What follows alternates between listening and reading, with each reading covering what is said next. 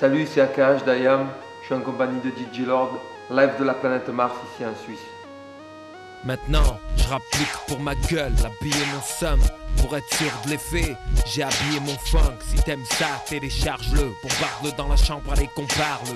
Je l'ai pas fait que pour vendre à l'origine, pour qu'on en parle. Le travail de cet album, il a été assez particulier. Parce qu'en fait, je suis parti au départ sur un street album, sur une mixtape. J'étais pas parti dans l'optique de faire un album. Faut voir le contexte, je sortais du best-of que Virgin avait sorti. Moi, je suis pas un grand amoureux des best-of. Et d'un contrat cassé avec EMI, Virgin. Et d'une volonté peut-être de reconstruction, on va dire mentale et musicale à la fois. Donc je me suis dit, je vais faire un street album, comme ça je me fais plaisir.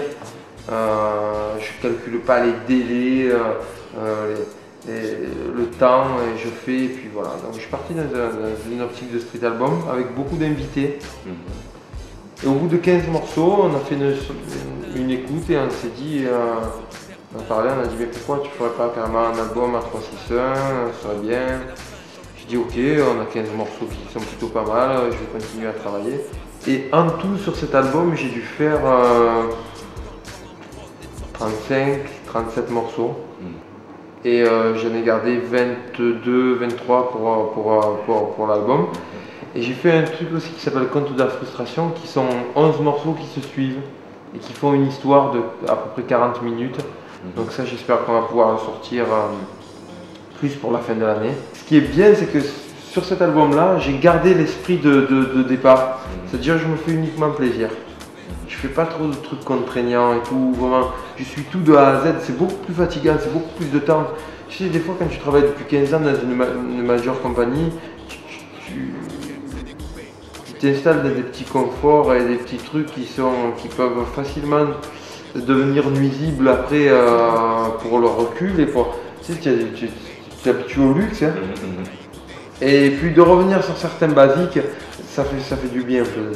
Moi, en tout cas, ce qui est sûr, c'est que j'ai éprouvé beaucoup de plaisir à faire cet album-là. Beaucoup. Il y a un documentaire qui s'appelle La Section Anderson qui m'a énormément influencé. C'est un documentaire qui te montre des gamins de New York qui finissent au Vietnam, ils ne savent même pas pourquoi ils sont là. Ils ne savent même pas pourquoi ils se battent.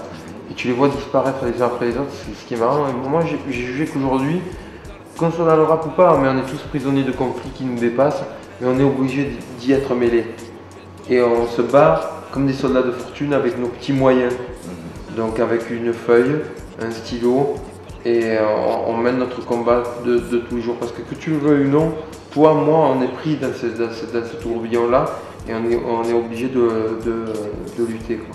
On va dire que j'ai une affection particulière pour La fin de leur monde et j'ai une affection particulière pour Alamo, qui est un titre qui est vraiment pour moi, qui est sorti du cœur, qui était important.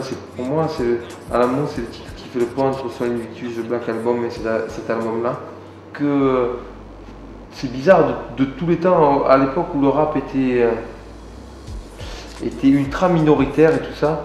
On se baladait dans le quartier, il y avait des mecs qui écoutaient le funk, oh rappeur, oh l'américain. Alors on avait nos Patrick Ewing avec nos languettes qui sortaient, tout ça, ça faisait rigoler les mecs. Tu sais qu'à l'époque, même le simple fait de porter une casquette, c'était carrément comique pour les gens.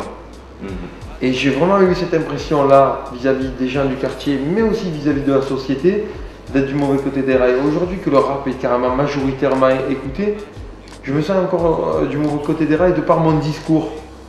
Parce que les gamins, ils veulent du clinquant, ils veulent du gangster, ils veulent des trucs, et dire des trucs positifs aujourd'hui, tu es du mauvais côté des rails en fait. Tu t'inscris dans la minorité parce que majoritairement, aujourd'hui, l'important pour vendre du rap, c'est vendre une réputation, vendre une image. Je suis pas anti-Sarkozy parce que Sarkozy il est con, je suis anti-con.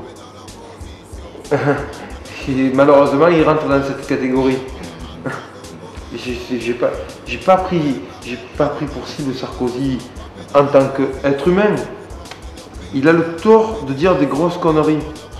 Il a le tort de marketer la peur. Il a le tort de marketer la violence. De marketer le rapport de force. De marketer la division des gens. Ça, c'est son programme, ça. Franchement, il fait peur. je trouve que les morceaux comme l'école de Samba, ils renvoient peut-être à des standards d'IAM comme il y avait sur Ombre et Lumière ou même comme il y avait sur Metek et Mat qui sont hyper intéressants dans un album. Tout simplement parce que quand tu as écouté 2 morceaux personnels et 2 morceaux engagés, tendus, des fois ça fait du bien d'écouter un peu des trucs qui sont des private jokes et tout ça. Et l'école de Samba, c'est des trucs qui sont nés à PES. Tu vois le jeu de foot PES. Et au départ c'est je produis un jeu différent, ça c'est moi.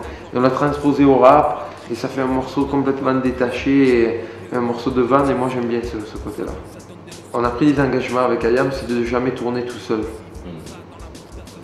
Donc je pense que quand les gens me verront sur scène, même si je fais des morceaux solo, ce sera en compagnie du groupe.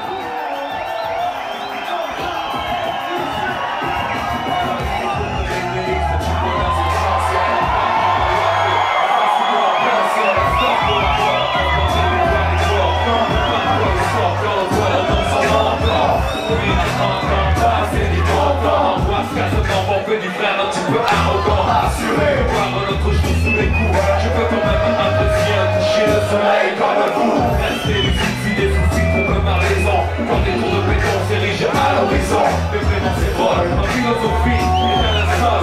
C'est la même raison pour replonger plus tard vers le sol. Vision de un chemin, doit faire du savoir. Quoi, manger des jus ma mise sur le purgatoire. Croire en soi, rien de nouveau sous le soleil. Tu reconnais bien la